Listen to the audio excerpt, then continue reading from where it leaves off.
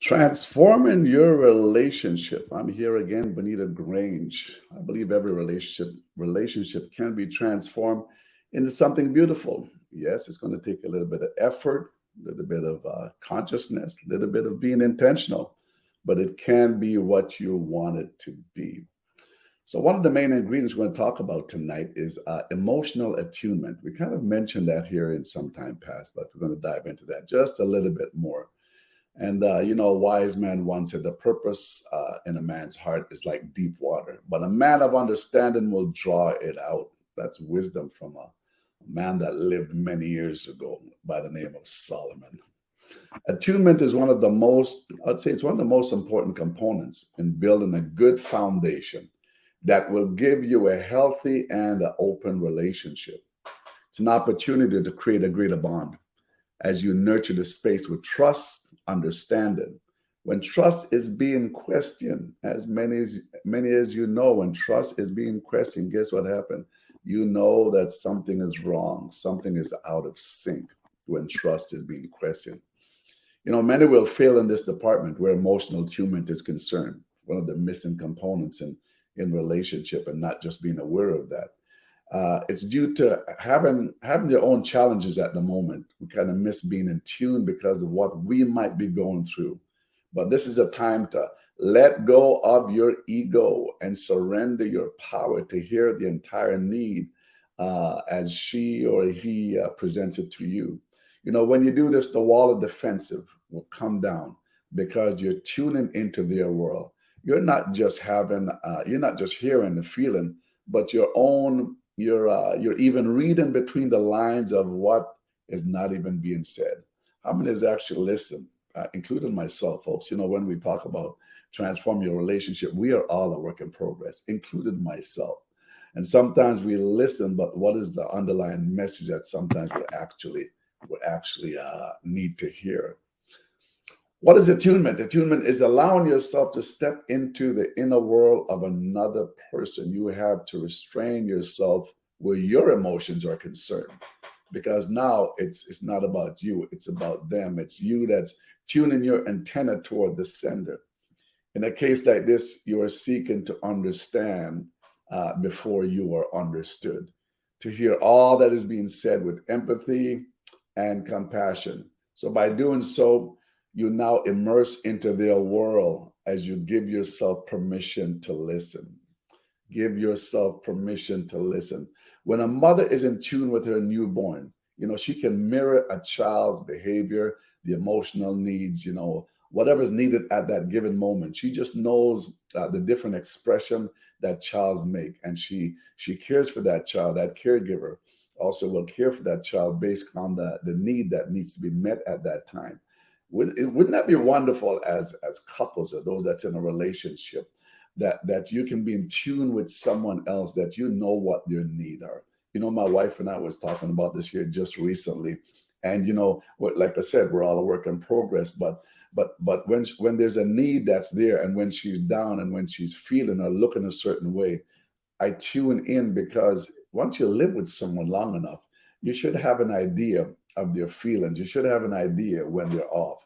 You should have an idea when they don't want to talk. And sometimes that's okay. Sometimes you just don't need to talk. You just need to be present. You just need to be shut up and maybe just give a hug at the time. Or what is it that you need right now, honey? I want to be emotionally in tune with you right now. I don't know how to even at this present moment, but what is it that you need? My Lord, how many wives would have, or even a husband would have even heard that and be able to just open up and just give the response of what is needed at the time. When you're in tune, many times, you know what, words don't even have to be said, because you have already zeroed in on their emotion and the mood that they are in. The emotional communication, the nonverbal communication, you've already read that. Ladies and gentlemen, do you know how many arguments could have been avoided if we had learned to tune in and approach with the right attitude to the individuals that was in front of us? Emotional attunement, the missing component. I call it like one of the missing ingredients, because we miss one another as we live with one another, but we miss certain things. And I believe this is something that can actually give you and create a stronger bond than you have ever had before.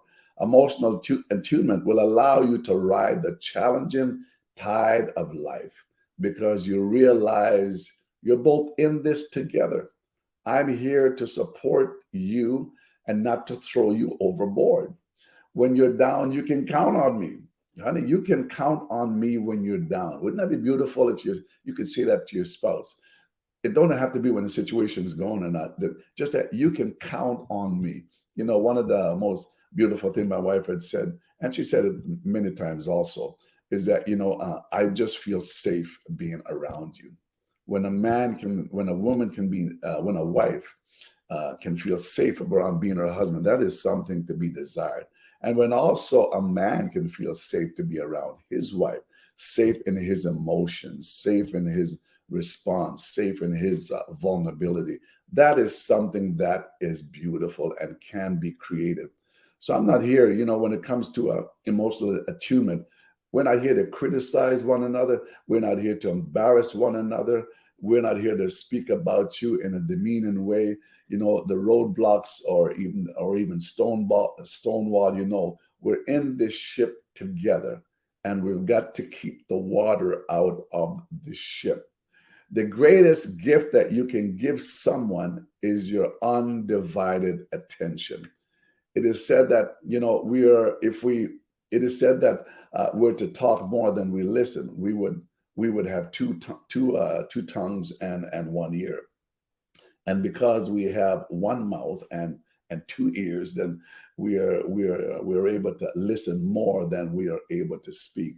When you are attuned to one another, you'll drop your prejudice against the individual. You'll drop your prejudice against the situation that's going on at the time. You will remove whatever distraction that is necessary because you want to be emotionally attuned. Attunement is one of the most important skills for helping discover what the other needs. In order for you to show up for yourself, you have to have that connection with your essence, with yourself. That is who you are feeling in that moment, who you are being in that moment. We will operate at a certain way based on what the situation is. You may just not be aware of how you're operating, but when you're aware of how you are operating or functioning or showing up in that moment, you can become more emotionally attuned because you're just functioning in the present. You have present moment awareness. Your essence is knowing who you are and how you're showing up in any given situation.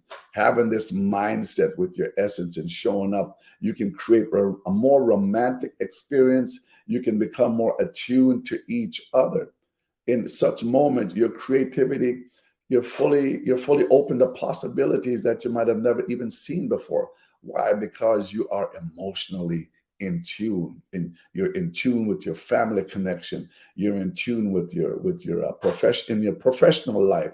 You're in tune with your friendship, but more than ever, you are more emotionally in tune with the one that God has placed beside you.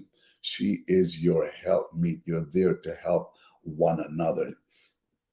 When you can think like this about being emotionally attuned, your experience present moment awareness. You can't change what is, but you can have a right attitude of what is. You can have a right attitude of where you are right now. I was listening to something the other day about Tony Robbins. He was given a 7-day challenge, and that 7-day challenge, you can watch it on YouTube, by the way. It was basically challenging you for 7 days to have that positive mindset, not basically to say anything negative during that whole 7 days, but basically just offering up gratitude, because offering up gratitude will override a lot of dead situation. Like I just told somebody the other day, they were going through something, or they had gone through something. And I said to them, from what I've heard from other individuals, what you're going through, it's a walk in the park to others, but what you're going through, That is your situation, and it's a mountain for you. But just as others have gone through their Waterloo, so to speak, they have gone through their Red Sea, so you also can go through yours. Everybody has got a different path to walk. And we can walk that path, no matter how bad that path might seem. You can walk that path with gratitude. There's always something to give thanks for. You know, when you're feeling overwhelmed in your emotion, well, guess who is going to show up? I like to personify these individuals. Mr. Insecurity, you begin to feel insecure. You know, Mrs. Disconnection, she shows up too. She wants to join her husband, or she wants to join the wife. And then I'll take you on a journey that you have invited them on. They didn't just show up, but you invited them based on the feelings, the emotions you were feeling at that time. You allowed yourself to embrace that, and there's nothing wrong in feeling the emotion, but allowing it to take you where you don't want to go. That takes effort. That takes persistency. That takes an attitude of being conscious where I am right now. But along the journey, you have to come back to the present and dismiss them from this pathway. Otherwise, you'll never be the individual you need to be at that moment. So let me remind you about your thoughts become your words. Many know that about your thoughts. You move in the direction of your thoughts. Your thoughts become your words. Your words become your actions. Your actions become your habits. Your habits become your character. Your character is going to determine your destiny. So going back, a strong emotional bond is only a figment of one's imagination if you're not emotionally attuned to each other. Some blame their childhood or the environment for not being emotionally tuned, and that may be true to some extent because of past issues, because of a past environment that you lived in. But you have the potential now to change that. Just because what you saw was not what you wanted, you can change what you had seen to make it into something beautiful. You can learn from that. You know, even in a negative situation, you can learn from a negative situation by asking yourself the question, what's a better way to look at this? What's a better way to deal with this? And so forth. How can I become more knowledgeable within this area that I'm struggling with?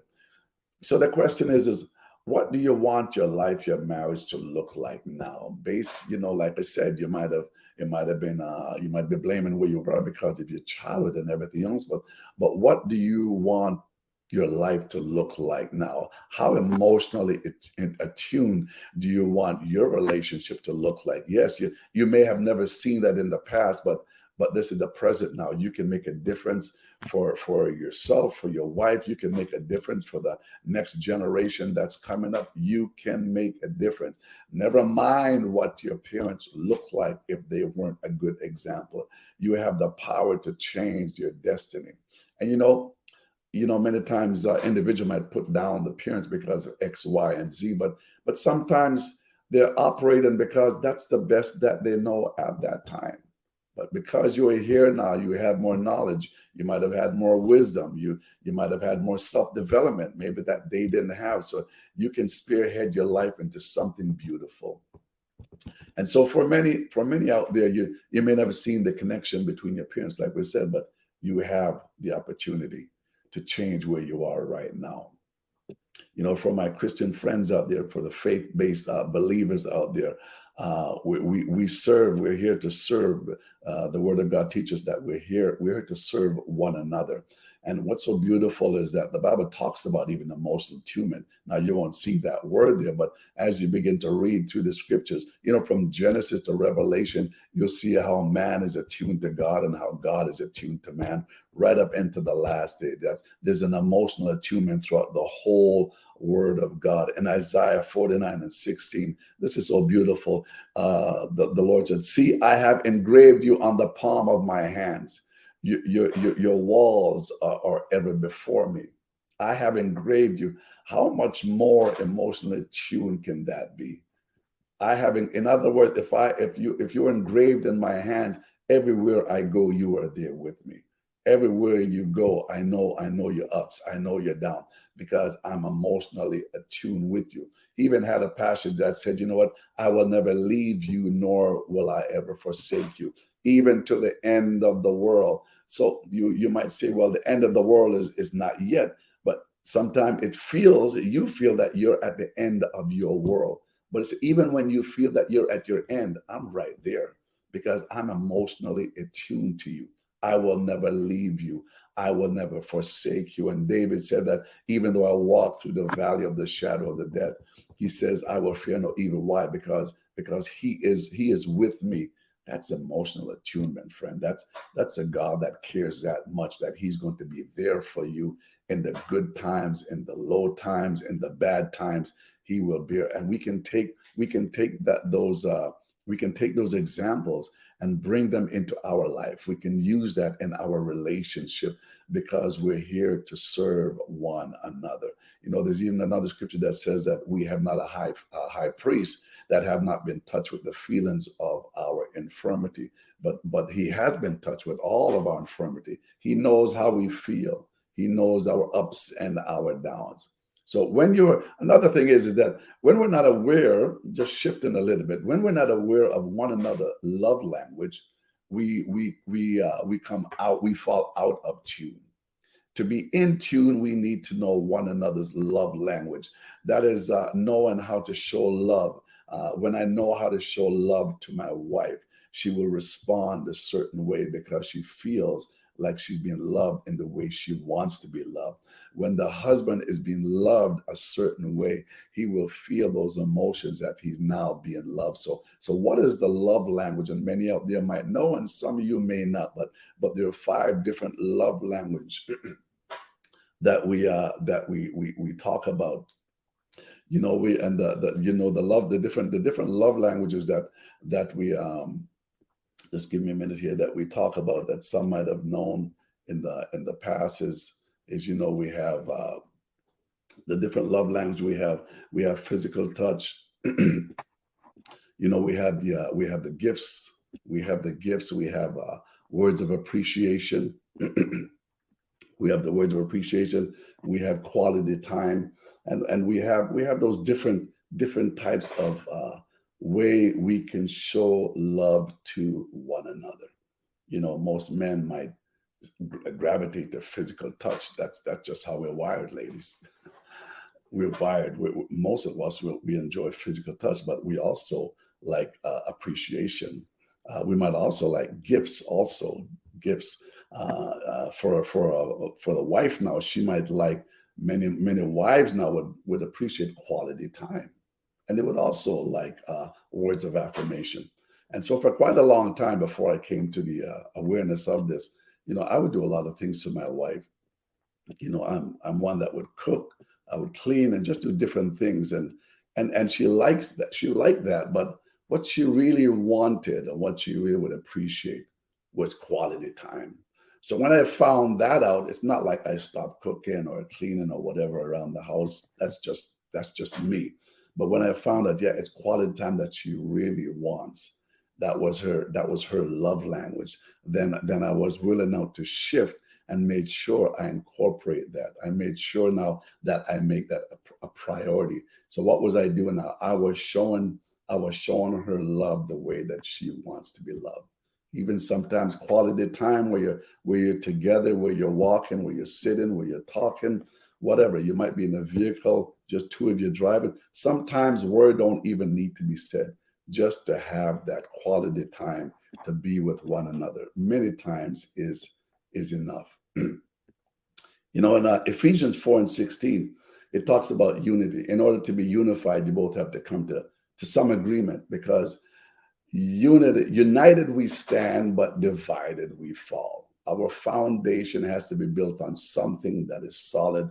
And for Christians, that is Jesus Christ. Our foundation is built on that. But to attain that emotional attunement, one thing that has to be incorporated in that is humility. One of the other main ingredient is humility. We're here to serve one another. We're not in competition with one another. We are a team, and by the grace of God, we're determined we're stronger together than we are individually. I am not your enemy. You are not the enemy. We're here to fight the good fight of faith. We're here to fight against every opposition, every distraction that might come against us to try to destroy what we have built. In order to continue our transformation, you have to think differently than you did before. Your heart has got to be aligned, because as a man thinketh, so is he. You are unique. You can't be compared. I've seen individuals where they have compared their relationship to somebody else's relationship. They're doing this. How come we can't do this? And they're going here. Why can't we go here?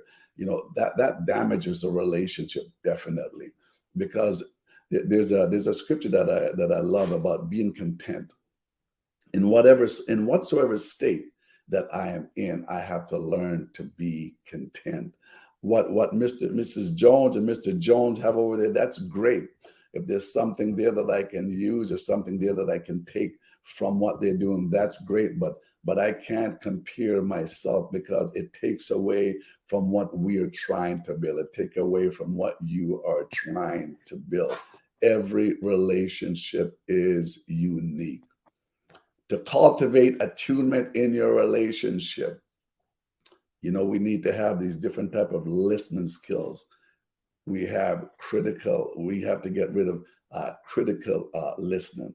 We need to listen more for informational listening skill. We have appreciation listening, where you listen with appreciation, where you're being empathetic when you're listening.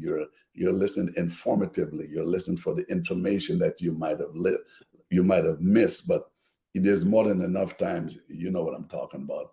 We have selective listening. You've heard that. We have selective listening, because I only hear what I want to hear. So attuning to God's presence and calling. Paul wrote to the Ephesians in Galatians 5:22-23. If we can get a hold of this and get a hold of these different fruits, it's going to make a difference in your life, in your relationship.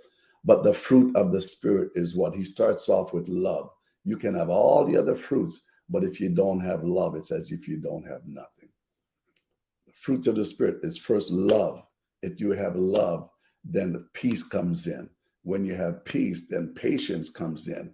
After patience, you have kindness and goodness, and your faithfulness and gentleness, self-control. Against such thing, he said, there is no law. So that's it, folks, on emotional attunement. One of the missing ingredient in a relationship, along with having that spirit of humility. If you don't have that spirit of humility in your relationship, then it's a challenge for you to be in tune with the one you love. It's time to get in tune. I'm your host, Bonitto Grange. You have a wonderful, amazing day, evening, night, wherever you are. God bless you, and we'll talk again soon.